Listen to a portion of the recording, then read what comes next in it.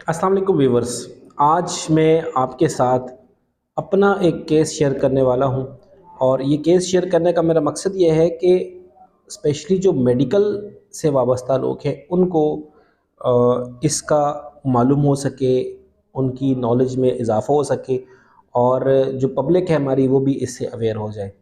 एक ख़तरनाक किस्म की कंडीशन बहुत सारे बच्चों में हमें देखने को मिलती है, यानी कि जो हामला ख़वातीन होती हैं उनके जो फ़ीटस होता है, जिसको लोग बच्चा कहते हैं, उसमें देखने को मिलती है और बहुत ही सेंसिटिव कंडीशन होती है, बहुत ही अजीबो-गरीब कंडीशन होती है। ऐसी कंडीशन होती है कि इसमें हम डॉक्टर्स जो हैं ये भी चौंक जाते हैं और हमें भी हमारा दिल जो है वो ऐसा एकदम उदास सा हो जाता है। कभी-कभार तो हाथों और जो जिस्म के जो बाल होते हैं उनके रोंगटे खड़े हो जाते हैं ऐसे केसेस देखकर। तो आज मैं आपके साथ शेयर करने वाला हूँ एक ऐसा केस जिस पेशेंट में 2 डिफ़ेक्ट मुझे मिले हैं और दोनों डिफ़ेक्ट आपस में एक दूसरे से उनका रिलेशन है और एक डिफ़ेक्ट की वजह से दूसरा डिफ़ेक्ट अक्सर हमें देखने को मिलता है पेशेंट्स में। मैं बात कर रहा हूँ एनेनसेफेली की। एनेनसेफेली के साथ सेफेलोसील को मैंने डिस्कस करना है आज। मैंने रिसेंटली एक ऐसा केस देखा जिसमें मुझे एनेनसेफेली के साथ सेफेलोसील मिला, तो मैंने अपने जब ग्रुप्स में उसको शेयर किया उन वीडियोस को, तो बहुत सारे हमारे पार्टिसिपेंट्स ने, बहुत सारी कोलीग्स ने, स्टूडेंट्स ने कहा कि जी हमें आप इसकी डिटेल्स बताएं, ये कैसा केस है, कैसा अजीब सा केस है। तो इसलिए मैंने सोचा कि मैं वीडियो बनाकर अपलोड कर देता हूँ, सबको आसानी होगी इसको समझने में।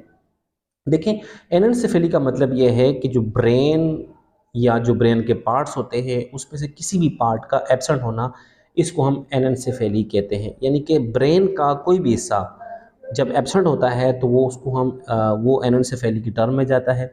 अब किसी पेशेंट का भी ब्रेन का कोई भी पार्ट ना हो, चाहे वो फ्रंटल पार्ट हो, ऑक्सीपिटल पार्ट हो या टेम्पोरल पार्ट हो, कोई भी पार्ट ना हो तो उस पेशेंट के लिए, उस फीटस के लिए सर्वाइव करना काफ़ी मुश्किल हो जाता है।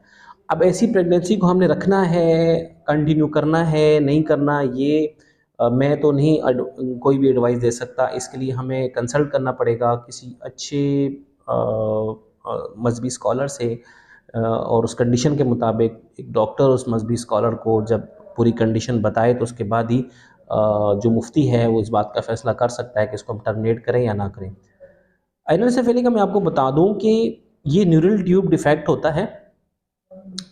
इसमें न्यूरल ट्यूब जो है इसका एंट्रल एंड जो होता है उसकी जब क्लोजर नहीं होती, जब वो क्लोज नहीं होता तो उसकी वजह से ये डिफेक्ट आता है और बहुत ही सीवियर किस्म का ये डिफेक्ट होता है।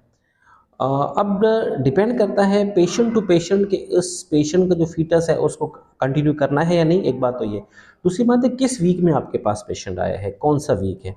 देखिए, अल्ट्रासाउंड में हम इस कंडीशन को डायग्नोस कर लेते हैं 12 से 14 हफ्तों में, लेकिन बहुत सारे जगहों पर अल्ट्रासाउंड वाले ना इसको डायग्नोस कर पाते हैं, ना पेशेंट इसको सीरियस लेता है, तो वो चला जाता है 20 से 22 हफ्तों में। जैसे मेरा जो केस मैं आपके साथ जो शेयर कर रहा हूँ, ये 24 हफ्तों का जो केस था। अब 24 हफ्तों में डॉक्टर के लिए फ़ैसला करना मुश्किल हो जाता है कि इसको टर्मिनेट करना है या टर्मिनेट नहीं करना। ये जो डिफ़ेक्ट है ये अर्ली एम्ब्रियोनिक लाइफ में बनता है। 24 डेज़ की जो एम्ब्रियोनिक एज होती है उसमें डेवलप अगर होना होता है तो डेवलप हो जाता है। आमतौर पर फोलिक एसिड की डेफिशिएंसी की वजह से ये कॉज़ होता है। इसीलिए ड्यूरिंग प्रेगनेंसी पेशेंट्स को स्पेशली अर्ली डेज़ में और कंसेप्शन से पहले फोलिक एसिड दिया जाता है ताकि उनको इस तरह के डिफेक्ट्स ना हो। अब इस कंडीशन के साथ-साथ जो मिलती-जुलती दूसरी कंडीशन है जिसको हम सेफेलोसील कहते हैं, तो सेफेलोसील मीन ब्रेन का हर्निएट कर जाना, आउटसाइड पर चले जाना अ, किसी भी जगह से। लेकिन ये जो केस है इसमें जो ऑक्सीपिटल रीजन है, जो पिछला जो हिस्सा है ब्रेन का उसमें पूरा का यानी जो पिछली जो बोन्स है वो फॉर्म नहीं हुई, बनी नहीं, जिसकी वजह से पूरा का पूरा ब्रेन जो है वो बाहर चला गया, आउटवर्ड चला गया, हेरिनिएट कर गया। अब ऐसे फ़ीटस को बहुत मुश्किल होता है कि ये फ़ीटस सर्वाइव कर सके। लेकिन जैसे मैंने बताया कि ये हमारा काम नहीं, हम फ़ैसला नहीं कर सकते इसको ज़ाया करवाना चाहिए या नहीं करवाना चाहिए। पर्सनली अगर मेरी रिकमेंडेशंस हों तो फिर तो ऐसे फ़ीटस को ज़ाया करवा देना ज़्यादा बेहतर होता है। अब जो सेफेलोसील है वो ऑक्सीपिटल रीजन से ज़्यादा होता है। हमने फ्रंटल से भी देखा है, टेम्पोरल से भी देखा है, लेकिन जो ऑक्सीपिटल रीजन है यहाँ से बहुत ज़्यादा होता है।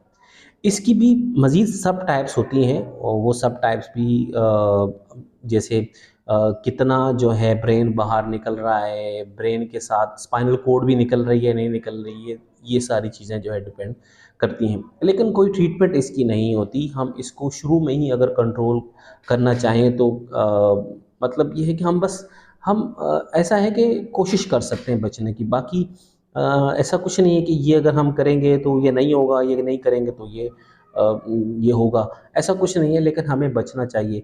और सबसे इम्पोर्टेंट बात जो हेल्थ केयर प्रोफेशनल्स के लिए और माओं के लिए और जनरल पब्लिक के लिए ज़रूरी वो ये है कि अगर ऐसी कंडीशन हो तो उसको हमें अर्ली प्रेगनेंसी में डिटेक्ट करके फैसला कर लेना चाहिए। और इस तरह के डिफेक्ट्स 12 से 14-16 हफ्तों में कंफर्म हो जाते हैं। इसीलिए हम ये भी रिकमेंड करते हैं कि लाज़मी तौर पर तीसरे महीने में अल्ट्रासाउंड करवाना चाहिए। उससे काफ़ी सारी बच्चे की यानी फ़ीटस की चीज़ें मालूम हो जाती हैं। कोई भी आपका क्वेश्चन हो इससे रिलेटेड तो आप कमेंट सेक्शन में छोड़ सकते हैं। वीडियो पसंद आई हो तो लाइक कर दीजिएगा। Thanks for watching. अल्लाह हाफ़िज़।